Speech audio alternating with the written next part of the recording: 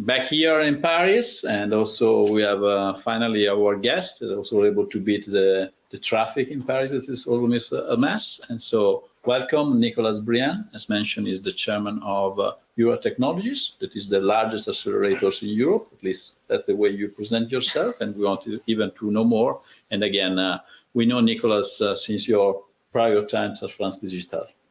And Nicolas, welcome. Thanks a lot, Alberto. What a nice event. I mean, it's quite fantastic to attend such a high-level event in the middle of the corona crisis. I love it. Well, we were hoping to have a number of friends actually here with us, but we have plenty. Plenty. Yeah, that's the best thing we could do. That's a global event. People quite tell that actually the Eiffel Tower is literally behind this wall in the back. But we'll probably show it later.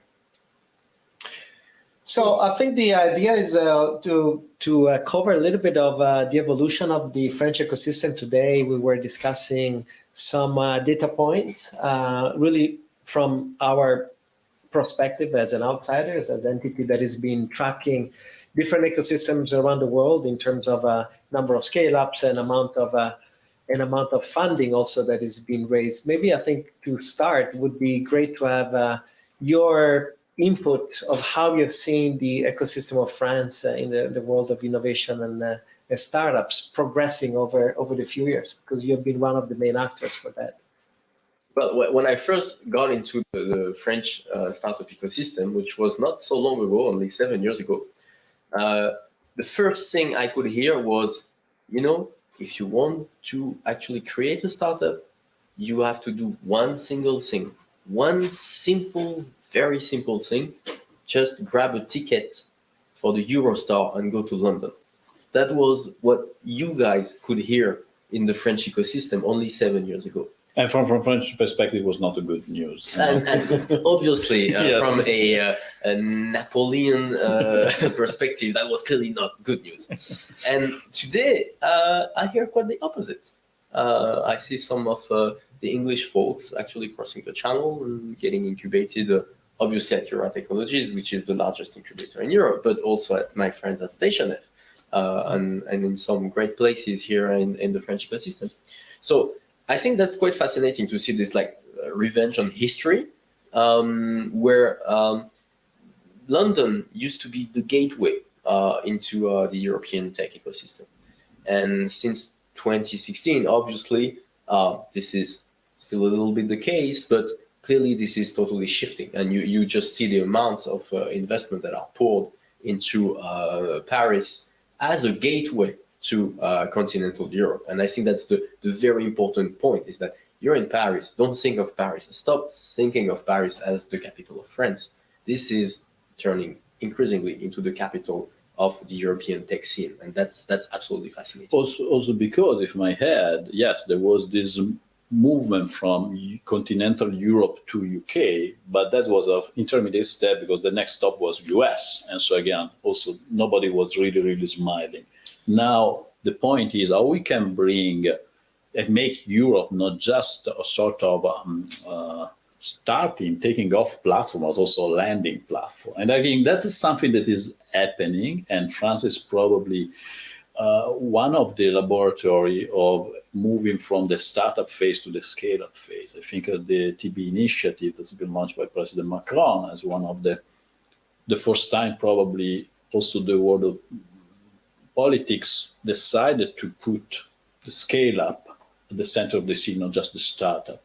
No, it's totally true. I mean, we are still in a catch-up. I cannot say that clearly the amounts of unicorns and the amounts of VC money that are poured into the French ecosystem are totally matching the numbers in London.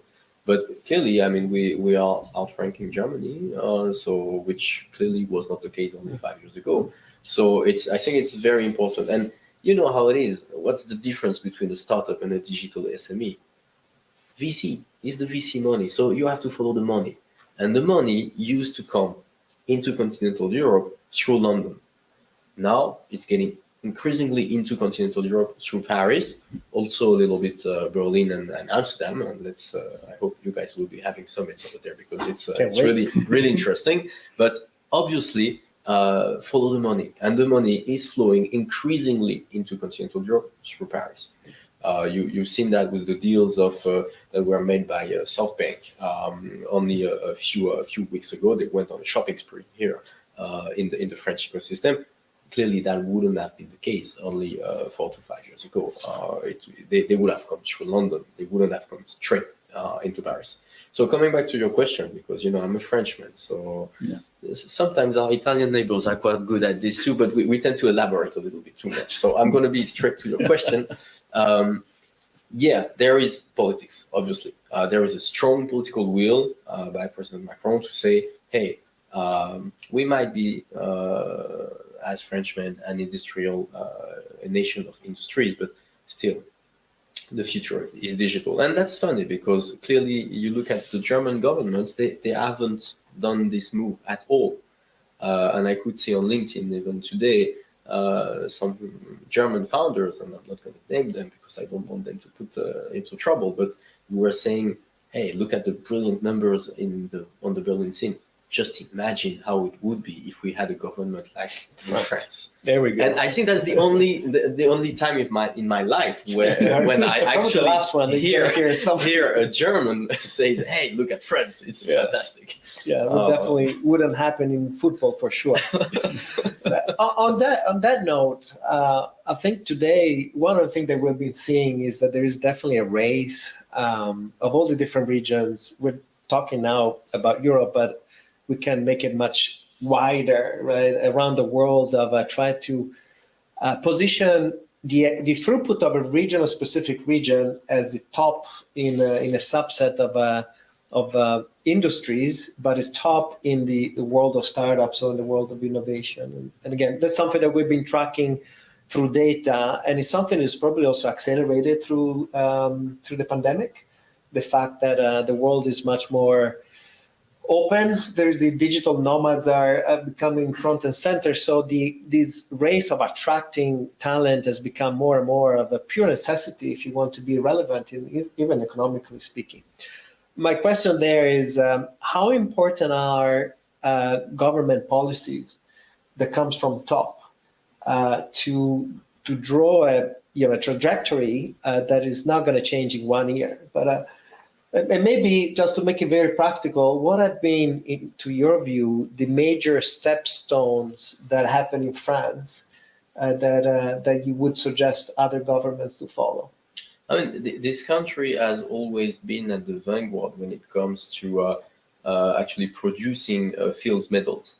We've always had a tradition of excellence in mathematics, in physics, in chemistry, and so on and so forth. So I'm not surprised to see so many strong AI and data scientist people speaking French. We have a tradition of excellence in mathematics, so it's no surprise. And it's actually we did that a few years ago when I was still CEO at France Digitale. We conducted a mapping of who are the directors of the AI centers of big tech in Silicon Valley, and especially where are they from. And it was fascinating. You could see the French flags pretty much everywhere, Indian flags also pretty much everywhere. And it was fascinating to see such a tiny country, because France is a tiny country, 60 million inhabitants, to be so overrepresented in AI centers in the Silicon Valley. So I think that's clearly something that is not going to change over the next years. the current government has invested a lot with a very strong AI strategy. They have invested a lot in research. They have invested a lot in training. So this strong tradition of excellence in AI is going to stay for sure. So that's one element that is part of, I think one of the key one is mostly for the long term, that is education. So really building centers of excellence that a country can be representative of. How about the rest of the ecosystem? We talked about matching funds. We talked about the power of capital. And one of the activities that we have run not too long ago, was a similar summit, but in South Korea. South Korea is very well known for two things. One, the government in the last few generations had put the number of unicorns as one of the KPI of government policies, from government, not tech. And number two is to follow that KPI, the investments that follow that, that objective is significant. So for us being in Silicon Valley, we see South Korean programs being overrepresented compared to any other geographies. What kind of government? What would be your suggestions to other regions, right? If you had a point blank and the full freedom to define policies that can be successful for a specific region to get to that level of success. I have many hats, including being chairman of the European Startup Network. So I kind of see across Europe what is working, what is, I would say, less working. And what I find fascinating is that first is follow the money and fully follow the pre-seed money. We have massive amounts of VC money in Series A, Series B, growth capital. You have all the American funds. So I wouldn't say that there is a problem in terms of access to capital on a global scale at the moment. We do have a loophole, and that's why government policies need to focus very much on this, is pre-seed money. Just look at the average Series A. In France, 6 years ago, it used to be €500,000. Average Series A, €500,000. As of 2021, the average Series A is €11 million. Boom. X20 in 5 years. So clearly, the pre-seed money is harder to get because we don't have this very strong network of business angels. And if you look at the very successful ecosystems in Europe, especially across the channel, in the UK, they have this small enterprise investment scheme. Want to share what that means? Basically, they're offering tax rebates, massive tax rebates to business angels. The Brits hate to say that, but they are heavily subsidizing the pre-seed funding, and it's working extremely well. So if there is one policy that definitely people should look at, is this pre-seed money thing. And I don't want to come back to our debate on education and training, but clearly this is the key. If you have the good engineers, the good people, the good tech people, money will follow. Money will follow, entrepreneurship will follow. But it takes some time. For many years, France has been a great nation of engineers. It has been quite recent to turn these engineers into entrepreneurs. Even though in English, entrepreneur is a French word. That's correct.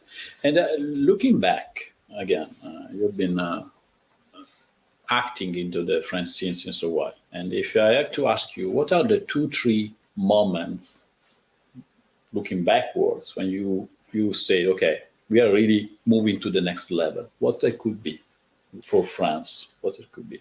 The 3 moments over the past year. So first was the creation of the BPI, the National Bank for Investment, the equivalent of KfW in Germany, which was extremely important because we couldn't find the VC money for many years.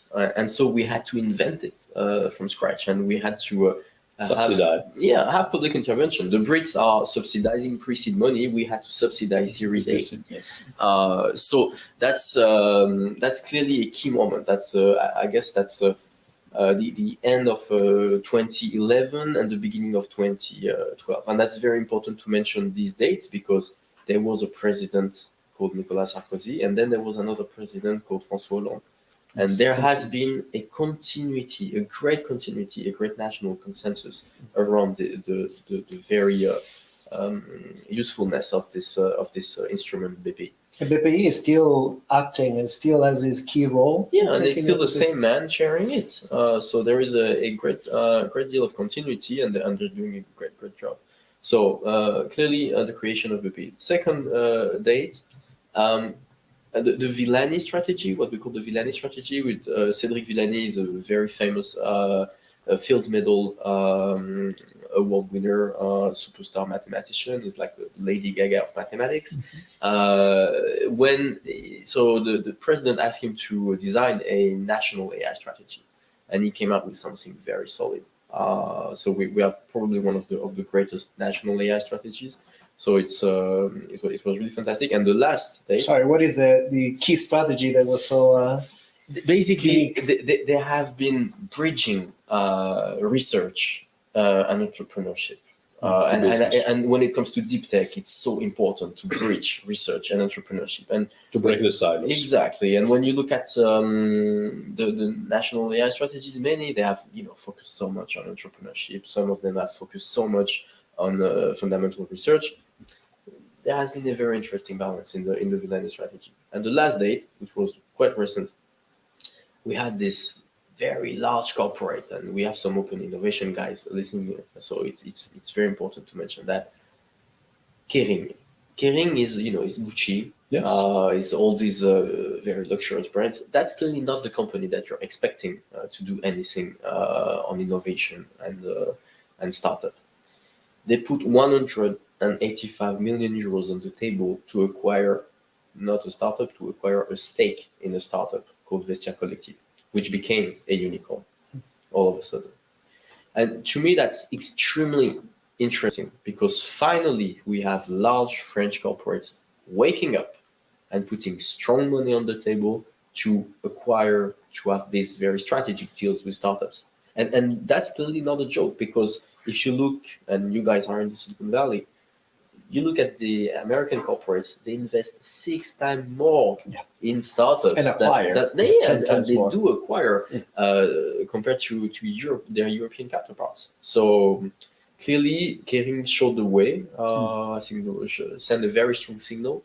So next time you guys are inviting them for the summit. Because also we're used to say no exit, no party. I remember also another moment, at least for me as a foreign, and probably one of the first time we met, has been at the Elysee when Hollande bring the startup community, was the French tech inside the building, also to show the importance of the ecosystem. That is something that other countries have not done, or they have done years later. That for me was a sort of eye-opening event that France was really moving seriously, also in terms of they putting the reputation from Hollande, the Elysee, on the startup ecosystem. This is important. This is something that caught my eye. That's why I'm not mentioning it as a significant date, because we have been welcome at the Elysee Palace for like so many years now. It's quite fantastic to have this very strong link between the government and the tech innovation system. However, we do have something that we need to fix, is public procurement. You know how it's so important in the US, you know how it's so important in South Korea and Israel, in France and in Germany, and basically on the European continent. Still broken. Public procurement. So if you need to invite some other open innovation guys, next time you invite the open innovation guys in the ministers, in the administrations, and you whip them until they sign a contract with the startup. Might take a while. Okay, Alberto, we have time for one more question. Do you want to, who was the... Well, I have one maybe that is thinking about the future. What do you think is the best that can happen to an ecosystem like France? Or maybe what is your hope that can happen, being one of the major activists in that space? Let's stop talking about valuation. Let's start talking about purpose. Like, I mean, I love when people are creating great scale-ups and great unicorns and so on and so forth, but what for? And I do believe that we have a very specific way of doing tech on the European continent compared to the Americans and the Chinese. And if you just look at the tech for good startups, the tech for good scale-ups, you find that most of the tech for good unicorns, they're actually on the European continent. And I don't think that's, a surprise, because as Europeans, we are going to ask ourselves some questions that Chinese and Americans wouldn't even care about. For instance, if I look at one of the strongest French unicorns, it's called Back Market. It's a platform for refurbished iPhones and so on and so forth. In the US, who is going to refurbish an iPhone? You buy a new one, and that's it. In Europe, we care about the environment, and so we are going to produce, I would say, unicorn with a purpose. And I think that's the right way to do so. Yeah, it looks pops to my mind. Winted from Latvia. Exactly. Again, yes, that might be probably one of the ingredients that we Europeans can put in the startup cake, assuming they were able to make this cake a bit more larger and more relevant.